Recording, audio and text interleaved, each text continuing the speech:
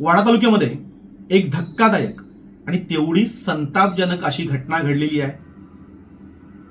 इयत्ता 9वी मध्ये शिकणाऱ्या 14 वर्षीय मुलीची छेड काढण्याचा प्रकार हा घडलेला आहे.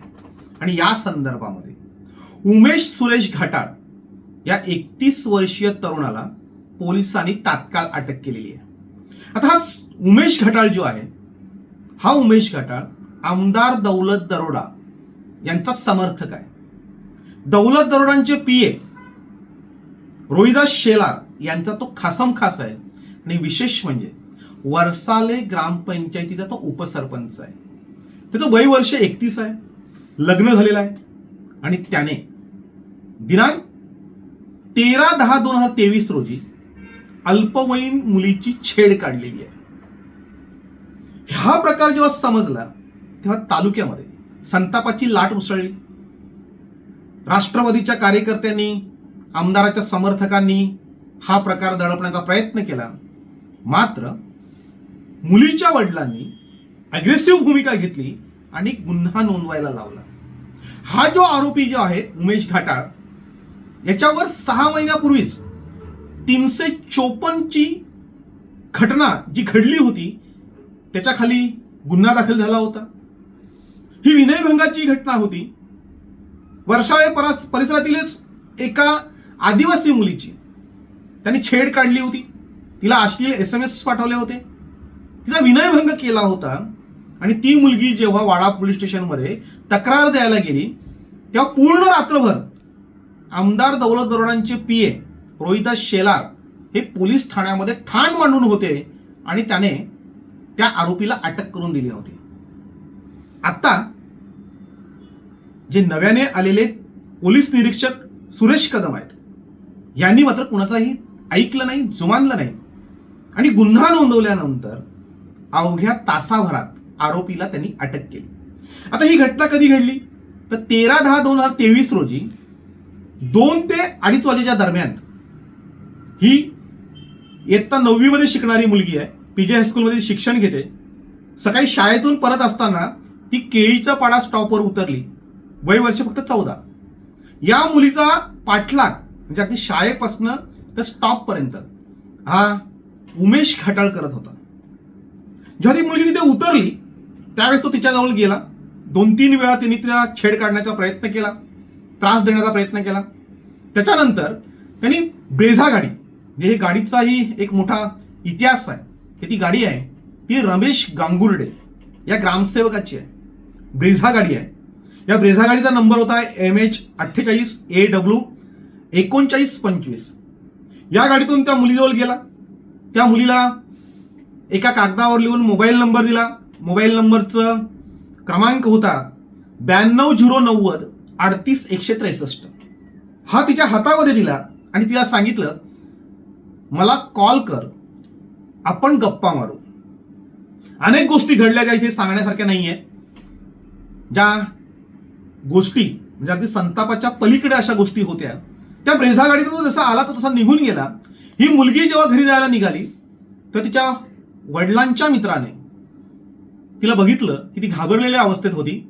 त्यांनी तिला विचारलं, त्यावेळेस तिने घडलेला प्रसंग सांगितला. मात्र तिला तो मुलगा कोण होता हे नाव आठवत नव्हतं. मात्र तिने त्या गाडीचा नंबर घेतला होता. मुलगी हुशार आहे, कुणबी समाजातली आहे, त्यामुळे तिने तात्काळ तो नंबर गाडीचा घेतला होता. तो गाडीचा नंबर दिला आणि सांगितलं की यांनी हा प्रकार केलेला आहे. त्यानंतर मुलीच्या वडिलांनी आणि त्यांच्या मित्रांनी त्या गाडीचा पाठलाग केला. मात्र तो तिथून निघून गेला होता. घटना ज्या पद्धतीने घडली होती ती घटना पाहता पोलीस ठाण्यामध्ये गुन्हा नोंदवावा की न नोंदवावा या विवंचनेत वडील होते. मात्र त्यानंतर त्यांना कळलं की हा मुलगा हा लिंगपिसाट आहे, याने अनेक असे प्रकार केलेले आहेत आणि याच्यापासून धोका होऊ शकतो. तेव्हा त्यांनी पोलीस ठाणे गाठलं आणि 14/10/2023 रोजी रात्री 11:30 वाजता वाडा पोलीस ठाण्यामध्ये गुन्हा नोंदवला. आता या मुलावर म्हणजे असे अनेक लिंगपिसाट मुलं जी आहेत की हे यांचे काही समर्थक आहेत, जे पाळलेले आहेत, पोचलेले आहेत, त्यांनी कुठलाही गुन्हा केला की त्याच्या आधी आमदाराचा फोन जातो किंवा आमदाराचा पीए पोलीस ठाण्यात जाऊन बसतो आणि तो गुन्हा नोंदवून दिला जात नाही. इथे मात्र यावेळेस जे police officer, dashing police officer आहेत सुरेश कदम, यांच्या पुढे मात्र त्यांची मात्रा चालली नाही. मुलीच्या वडिलांनीही माघार घेतली नाही आणि गुन्हा नोंदला गेला.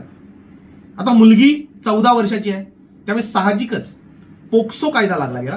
म्हणजे कलम 354D यानुसार गुन्हा नोंदला गेला. आणि त्याचबरोबर बालकांचे लैंगिक अपराधीपासून संरक्षण करण्यासाठी जे अधिनियम 2012ला जो बनवला होता, त्याचे कलम 8 आणि 12 यानुसार हा गुन्हा नोंदला गेलेला आहे. 5 वर्षाची त्याच्यामध्ये शिक्षा आहे. गुन्हा नोंदताच तात्काळ पोलिसांनी त्या आरोपीला अटक केली. रात्री त्याला अटक केली. आज म्हणजे अगदी 2 तासापूर्वी त्याला कोर्टामध्ये नेलं होतं. कोर्टाने त्याला 2 दिवसाची पोलीस कस्टडी सुनावलेली आहे. त्याच्या आधी त्याच्यावर जे गुन्हे नोंदलेले आहेत त्याच्यामध्ये 354 हा विनयभंगाचा गुन्हा आहे. त्याच्या आधी 2 चॅप्टर केस आहेत, ज्या मारामारी केल्या इलेक्शनमध्ये, निवडणुकांमध्ये काही लोकांना घरात जाऊन मारल्याच्या घटना आहेत. त्याच्यानंतर 3 NC दाखल केले आहेत, त्यामध्ये मुलींनी दाखल केलेले आहेत. हे मुलींची छेड काढली म्हणून त्या पोलीस ठाण्यामध्ये 3 NC आधी दाखल आहेत, 2 चॅप्टर आहेत, एक विनयभंगाची केस आहे. आणि या सगळ्यातून वाचवण्याचं पाप जे आहे ते आमदार दौलत दरोडा आणि त्यांचा PA रोहिदास शेलार यांनी केलं होतं. आणि म्हणून त्याच्या हातून हा आता मोठा गुन्हा घडला आणि या गुन्ह्यातून तो वाचूच शकलेला नाही. आता मुलगी कुणबी समाजातली आहे, त्याच्यामुळं हा जो सुरेश घाटाळ आहे याच्या विरोधात तालुक्यामध्ये तीव्र संतापाची लाट पसरलेली आहे. म्हणजे अक्षरशः दौलत दरोडा आणि त्यांच्या PAला लोक शिव्याशाप देत आहेत की हे पाप यांनी पोचलेलं आहे. म्हणजे गारगाव पर्ली भागामध्ये यांचा नंगानाथ हा रोजचाच चालायचा.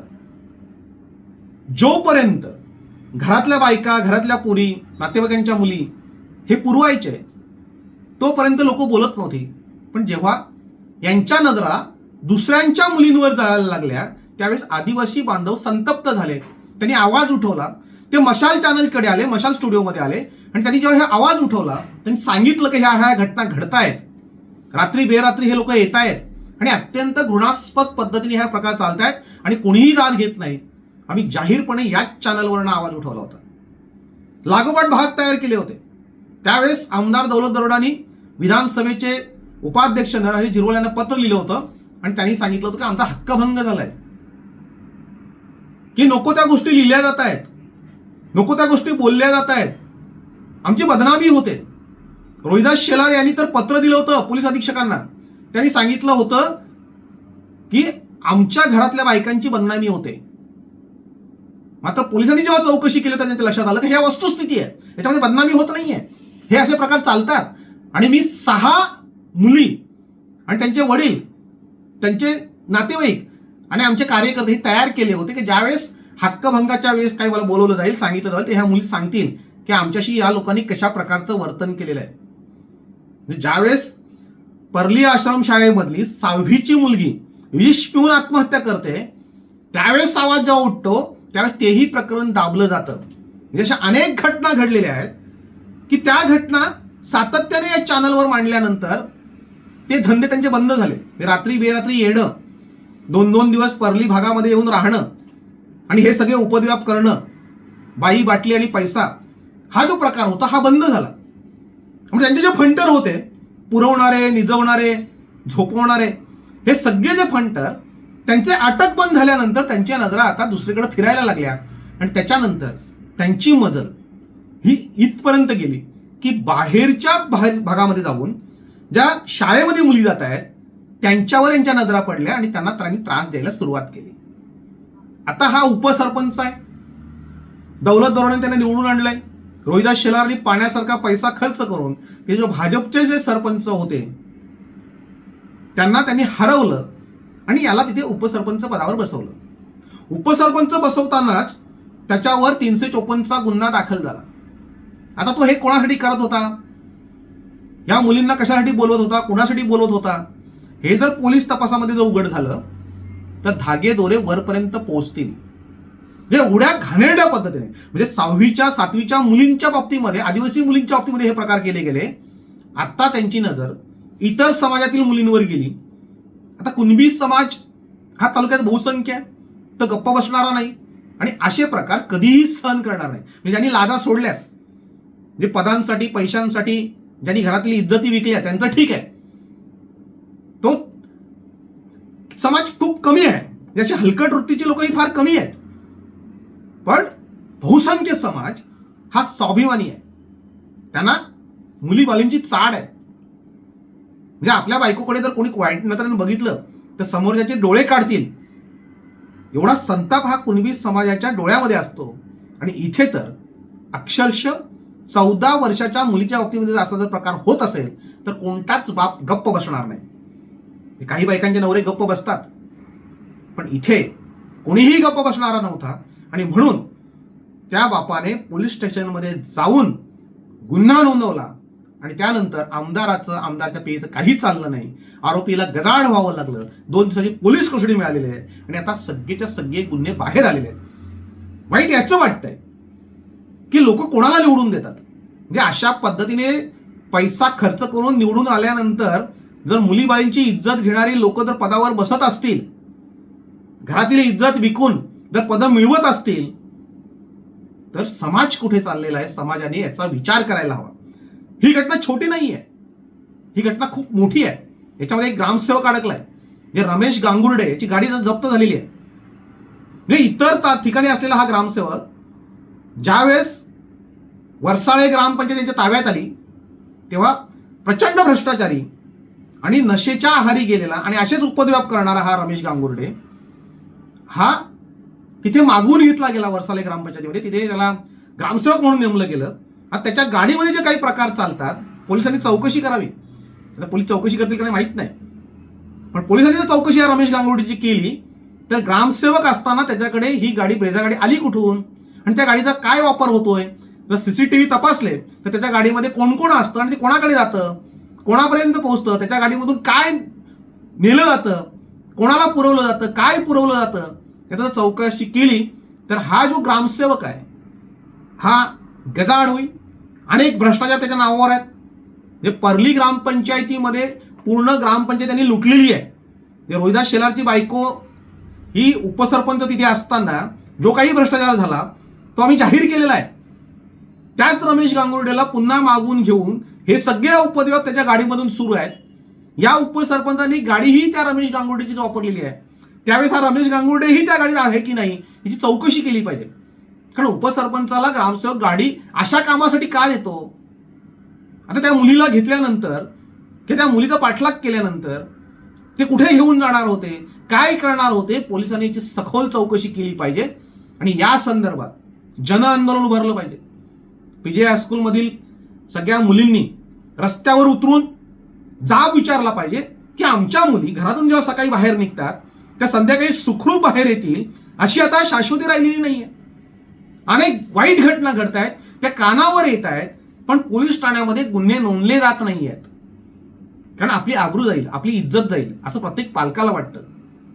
पण या भीतीच्या छायेखाली राहण्यापेक्षा एकदाच पीजे हायस्कूल असेल, स्वामी हायस्कूल असेल किंवा इतर हायस्कूल असतील, या हायस्कूलमधील मुलींनी रस्त्यावर उतरलं पाहिजे आणि या अशा नराधमांची धिंड काढली पाहिजे आणि त्यांना पाठीराखे करणार आहेत, त्यांना पाठीशी घालणार आहेत. म्हणजे इथे गुन्हा घडत नाही तर हे पोलीस स्टेशनला पोहोचतात. त्यांना अटक करू नका, त्यांनी काही गुन्हा केलेला नाही. म्हणजे मी बघितलंय की वरसाळे ग्रामपंचायत हद्दीतील मुलगी जी ग्रॅज्युएट झालेली होती, पदवीधर झालेली होती, तिला अश्लील मेसेज पाठवलेले आहेत, वाटेल त्या पद्धतीने तिला लिहिलेलं आहे. ती जेव्हा गुन्हा नोंदवते त्यावेळेस तिने गुन्हा नोंदवू नये म्हणून तिच्या वडिलांवर, वडील तिचे चांगले कार्यकर्ते होते नाकरा नावाचे, त्याच परिसरामधील होते. ती मुलगी ग्रामपंचायतीला निवडणुकीला उभी होती आणि ती निवडणूक लढवत असताना तिच्या बाबतीमध्ये कधी ग्रॅज्युएट असताना तिच्या बाबतीत हा प्रकार झाल्यानंतरही पोलिसांवर आमदारांनी आणि त्याच्या पीएनी प्रचंड दबाव आणून ते प्रकरण दाबण्याचा प्रयत्न केला. त्याच वेळेस या उमेश घाटाळला अटक झाली असते. म्हणजे खरं तर 31 वर्ष वय आहे, 7-8 महिन्यापूर्वी त्याचं लग्न झालेलं आहे. हे असं असताना तो कोणासाठी ह्या गोष्टी करतोय याची चौकशी झाली पाहिजे. म्हणजे खरं तर भोळ्या भाबड्या मुलींना फसवून त्यांनी अनेक उद्योग केलेले आहेत या लोकांनी. म्हणजे गारगाव पर्ली भागामध्ये हे किस्से गाजतायत, लोक बोलतायत. ज्यावेळेस त्यांनी आम्हाला हे सांगितलं त्यावेळेस आम्ही निर्भीडपणे, म्हणजे माझ्या गुन्हा दाखल झाला, माझ्या कारवाई झाली, कोर्टात गेले तरी चालेल असं सांगून मी त्याची भांडाफोड केली होती. याच चॅनलवर ते व्हिडिओ आहेत. त्यावेळेस आमदारांनी हक्कभंग मांडला, त्यालाही मी सामोरे गेलो होतो की विधानसभेचा हक्कभंग झाला असं आमदार म्हणत होते. प्रत्यक्षात तो हक्कभंग जर आला असता पटलावर तर यांच्या आबरूचे ढिंडवडे निघाले असते. एवढ्या वाईट गोष्टी आणि एवढी वाईट कृत्य या गारगाव परिसरा भागामध्ये झाली होती. आता ती बंद झालेली आहे. तिथे लोक हुशार आहेत. त्या लोकांचा या सगळ्या लोकांवर, या नराधमांवर आता लक्ष आहे, डोळा आहे की हे काय करतात, कोणाला घेऊन जातात, कुठे घेऊन जातात, आमदार कोणाच्या घरी येतात, कधी येतात, याची सगळ्याची व्हिडिओ शूटिंग होते. पूर्ण यांच्यावर लक्ष आहे. आणि म्हणून गारगाव पर्ली भागामधून आता हे दुसऱ्या भागात जायला लागले. अशा अनेक घटना घडल्या, मात्र कोणीही गुन्हे नोंदवायला तयार नव्हतं. आत्ता मात्र गुन्हा नोंदवला गेलेला आहे. सुरेश कदम जे पोलीस अधिकारी आहेत त्यांनी चांगल्या प्रकारे याच्यामध्ये भूमिका घेतलेली आहे. FIR नोंदवलेला आहे. कोणत्या दबावाला त्यांनी जुमानलेला नाहीये. आता एकच विनंती आहे की या प्रकरणाचा सखोल तपास केला पाहिजे. यांनी अशा आधी किती घटना केलेल्या आहेत, किती मुलींना फसवलंय, किती मुलींना कोणाकडे घेऊन गेलेले आहेत, कोणत्या ठिकाणी कोणते प्रकार झालेले आहेत. हा जो कोणी ग्रामसेवक आहे, हा पर्ली ग्रामपंचायत, ओगदा ग्रामपंचायत, वर्साला ग्रामपंचायत, म्हणजे पर्ली भागामध्येच हा ग्रामसेवक का फिरतोय, याच्याकडे आलेली गाडी कुठून आहे. आता गाडी जप्त झालेली आहे. GMH 48AW3925 ही जी ग्रामसेवकाची गाडी आहे ती गाडी जप्त झालेली आहे. या गाडीचे आत्तापर्यंतचे सगळे रेकॉर्ड्स, म्हणजे पर्ली भागामधील जे CCTV फुटेज आहेत, म्हणजे खरं तर वाड्यापासून पर्लीकडे जाणारे जे रस्ते त्याच्यामध्ये अनेकांकडे CCTV आहेत. हे सगळे CCTV फुटेज तपासले पाहिजेत आणि त्याच्यामध्ये कोण कोण कधी कधी गेलं होतं याचीही चौकशी जर पोलिसांनी केली तर खूप मोठे कांड हे उघडकीस येतील. आणि हे उघडकीस आली पाहिजे यासाठी आता सगळ्यांनी या प्रश्नावर आवाज उठवला पाहिजे. आमच्या मुलीबाली रस्त्यावर पडलेल्या नाहीत. अगदी 14 वर्षाच्या मुलीच्या बाबतीत हा प्रकार घडतोय. त्याचं लग्न झालेलं आहे, 31 वर्षाचा मुलगा आहे, आदिवासी मुलगा आहे. आणि तो आदिवासी मुलगा थेट दुसऱ्या ठिकाणी जाऊन स्टॉपवर उभे असलेल्या मुलींच्या बाबतीमध्ये हे प्रकार घडतोय. आणि त्यांना मोबाईलचे नंबर, स्वतःचा नंबर दिलाय, त्या मोबाईलवरनं तो ट्रेस झाला गेला. ही हिंमत येते कुठून की हा माझा नंबर आहे, हा नंबर घे, इथे मला भेट, माझ्याशी बोल, माझ्याशी गप्पा मार. 9वीच्या विद्यार्थिनी बरोबर हे सगळं कशासाठी, हा काय प्रकार आहे, त्याची आता सखोल चौकशी झाली पाहिजे. आणि जे कोणी नराधम असतील, जे कोणी याच्या पाठीराखे असतील, यांच्यावर कारवाई ही झालीच पाहिजे.